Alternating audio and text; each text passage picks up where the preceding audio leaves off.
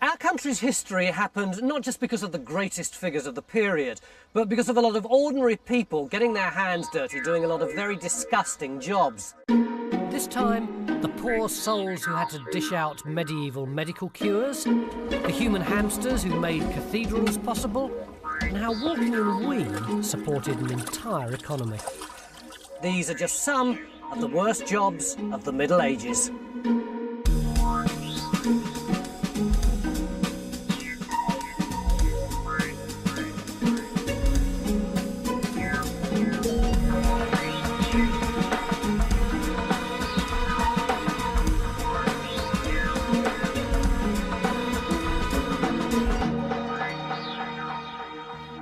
The Middle Ages is what we call the 500-year period that ended just before 1500. It was the time when the great cathedrals and castles of England were built, the time of the Crusades, of bishops and barons, when Magna Carta was signed, and when Robin Hood and his merry men terrorised Sherwood. The country prospered under the wool trade, then suffered the ravages of the Black Death. But above all was the age of chivalry. Think saintly nobles, jousting champions and pure maidens. Think battles of bravery. Think deeds of daring do. Think again. Oops. We do tend to have a rather romantic attitude towards the age of chivalry, with knights in shining armour fighting for fair damsels in a misty haze. But actually, that's got far more to do with the sentimental nature of the Victorians than with reality. So what were knights really like? What did they do? Who looked after them? Well, that brings me to my first worst job, because you didn't start off being a knight. You started off on the very lowest rung of the ladder, being an arming squire.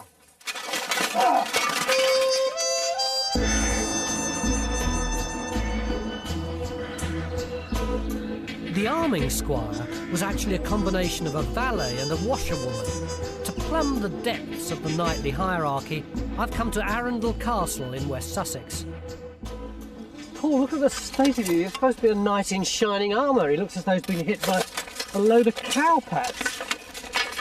Would you really have looked like that at the end of a battle? Probably even worse than that, to be honest.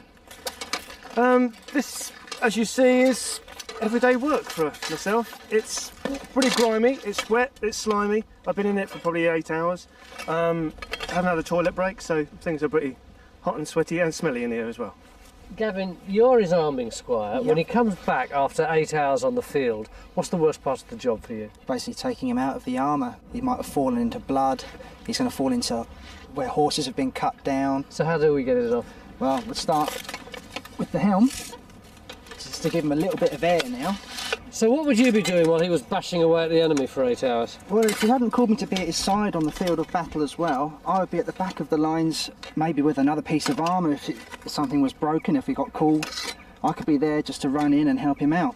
Would you have been trained much before you could do all this? Oh, very much. I mean, I started off as a page, then I would become a squire, and at some point, maybe in my late teens, early 20s, at that point, if I was brave enough and if I had warranted enough, then I would be knighted.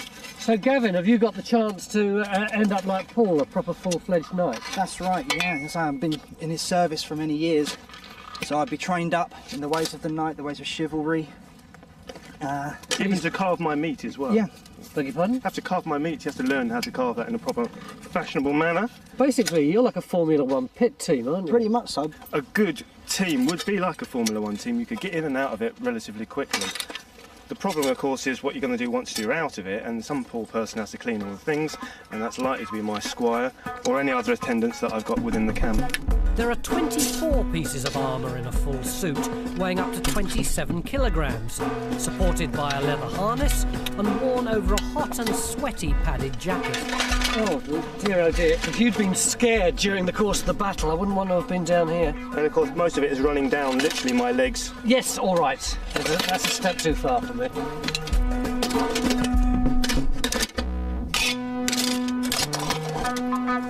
In order to clean up the dirty armour, the arming squire would have used vinegar and sand, like this stuff here. Occasionally they used to include a bit of urine into the mix to give added zest. As you can see, it's pretty effective, although it's horrible stuff. It would remove your fingerprints pretty quickly. But this is just the tedium of the camp. What would the actual battle have been like?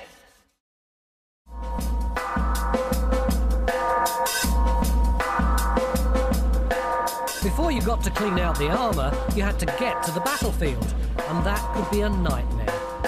Take the most famous conflict of the Middle Ages, the Battle of Agincourt. Our squire would have marched 260 miles through France in 17 days, living outdoors in almost continuous heavy rain. Food and clean drinking water was scarce.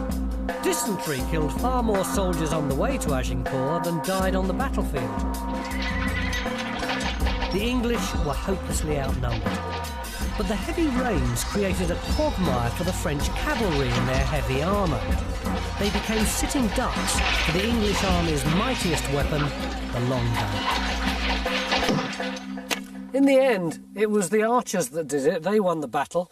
Their arrows might not have been able to pierce a suit of armour, but they could kill the horses, and they did. They decimated them. Now, you might think that being an archer was one of the better medieval jobs, but in many ways it wasn't. If you got captured, you had your fingers sliced off, and at the end of the battle, it really did become one of the worst jobs in history. There were no doctors on the battlefield, no St. John's ambulance running around with stretchers, so the archers used to wander among the carnage, and when they found someone who was seriously injured, they put them out of their misery.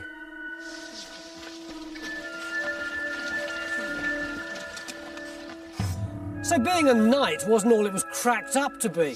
You could die on the battlefield, and even if you were only severely injured, you'd probably get finished off by a friend. But if you stayed at home, you were just as likely to die from getting a common cold, particularly given the kind of cures that were on offer. In the year 1348, the Black Death swept into England from Europe. It decimated the population and killed around about 2 million men, women and children in a couple of years. Understandably, people began to get more and more frightened of falling ill. Of course, we know that they were fighting a losing battle against overcrowding and poor sanitation. Remember, in those days, household waste and excrement were just chucked out of the windows into the streets in the towns and in the cities. But most people had no idea that that was the cause of their problems. And instead, in their panic, they began to rely on a whole host of bizarre remedies. And for us, that means lots more worse jobs. Medical theories were sophisticated, but as we now know, hopelessly misguided. Success rates were terribly low, even before the plague. So any career in medieval medicine was bound to be frustrating. Oh, and messy. Very messy. How about a few of these if you don't fancy walking around with a bottle of aspirin? Leeches. In the medieval period, these were a staple medical treatment. The idea was that as they sucked the blood out of you, they'd suck the badness out as well. In fact, they were so popular that it brings me on to my next disgusting job, leech collector. By the 20th century, leeches were almost declared extinct, so I'm heading for one of the few spots left for a leech safari. Romney Marshes in Kent, with Ranger Owen Lation. Oh, enough smell. I'm practically up to the top of my waders in one step. What sort of people would have been leech gatherers? They would have been professionals, but there would also have been people like thatchers who would have had leeches stuck to them as they were collecting all these reeds and sedges, and they would have passed them on to dealers. You've made a lot of money out of these reeds if you're a thatcher, couldn't you? Still have a nice bit of pin money from the leeches on your feet. Apparently, if we jiggle around a lot, then the leeches will think that we're cows or sheep or something and have come down to the water's edge to have a drink, and they'll come up from the bottom and attach themselves onto us. Mind you, they wouldn't have had waders in the Middle Ages, would No, they wouldn't, no. They would have had Scottish women in the northern England, Lake District and Yorkshire. They would have gone to some of these good leech areas, and they would have gone in barefoot into these marshy areas looking for leeches. What are leeches? They're worms with character. They really are worms? Yeah, they are. They're the peak of worm evolution. They cross-fertilise each other and lay spongy cocoons in the root balls of vegetation along the shoreline. Yeah. And little leeches will emerge after several weeks, and as they get more and more blood meals over a season, they will get bigger and bigger, but also move on to bigger prey items. Do we use leeches in medicine today? Well, let's say if you chopped your finger off, you take your finger to the hospital and have it sewn back on, Yeah. but then what you would have is a leech popped on the end of your finger, which then would have drawn the blood up to the tip of your finger. Is that one? Oh my gosh, yes! The hunter has struck. I have leeched. I have caught the leech. Actually, I'm copping out, really, aren't I? In the Middle Ages, there would have been all these Glasgow girls who were bare-legged with these leeches hanging off their legs, and I've got waders on. I will not be overshadowed. Come on.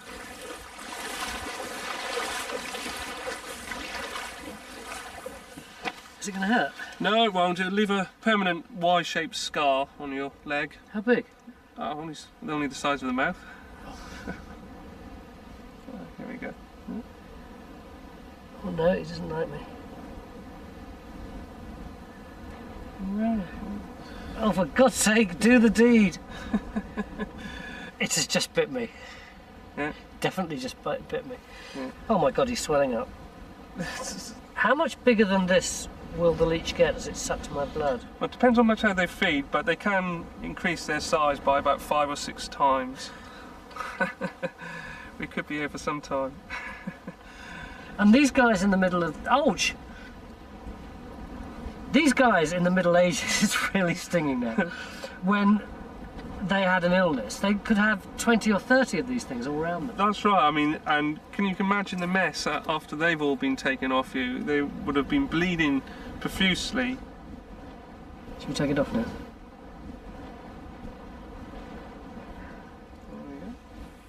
You can really see the blood now, can't you? The hirudin, the anticoagulant in the saliva of the leech, will open that wound and keep it flowing of blood. I'm really glad you shared that with me. Actually, leeches were only one way of making you bleed. In the Middle Ages, there were loads of others, which brings me to my next worst job, the barber surgeon. Being a barber was a very gruesome way to earn a living. In the Middle Ages, barbers were qualified to use a range of razors, knives and scalpels. Haircuts went hand in hand with amputation and bloodletting. I'm really, really ill. I think I may possibly even be at death's door. So I've pulled together my last few pence in order to invest in this man, the barber surgeon. Chris, how ill am I actually? Well, to look at your urine sample, you are pretty ill. Otherwise you wouldn't have come to me. This is the first wee of the morning. This is the first wee of the morning when the colours are its strongest. So the surgeon would be able to tell exactly what was wrong with you from that. The body supposedly contained 4 humours: blood, phlegm and yellow and black biles. Ill health was caused by their imbalance. To diagnose a patient, you compared their urine with charts by sight, smell and... Taste it just to check. God. You don't need to taste anymore, you really don't. Right. I would say that you're normally a choleric person, but at the moment it's got a bit darker, so you've got an excess of melancholy in your body. So you've been a bit down lately, you've been depressed. Yeah, just a and bit. that's been affecting your health. Bristol City aren't winning often enough. Oh, well, It's I can't reflected cure in that. this. There's nobody doing that, I don't think. Well, these are some fairly fierce-looking instruments. Well, this is a toolkit of a professional man, a barber surgeon who's made a lot of money from his profession. Presumably these knives are for chopping off people's bits and pieces. Oh yes, this is my amputation set. If you're trying to take off someone's arm with a straight knife, you'll start off like that nicely, and around there, and around there. And then we've got to lift it up and get underneath it like this. It's very fiddly. Yes. Yeah. So instead, we'll have a nice curved knife like this, which will fit around like that, and in one great swoop, they can take probably 3/4 of the muscle off your arm, and the back of the blade is sharp as well, so the backstroke, you can just take that bit off. Just imagine having to remove somebody's limb when they didn't have the benefit of modern anaesthetics. It wasn't something people came to you for very often. There had been real extremists before they'd go to the extent of employing you to do something like that. So does that mean there wasn't much money in it? There was a great deal of money in it when it was available, but it wasn't available very often. So I had to make a living Cutting hair? cutting hair and shaving people. Well, these things are pretty much like in the barber shop when I was a kid.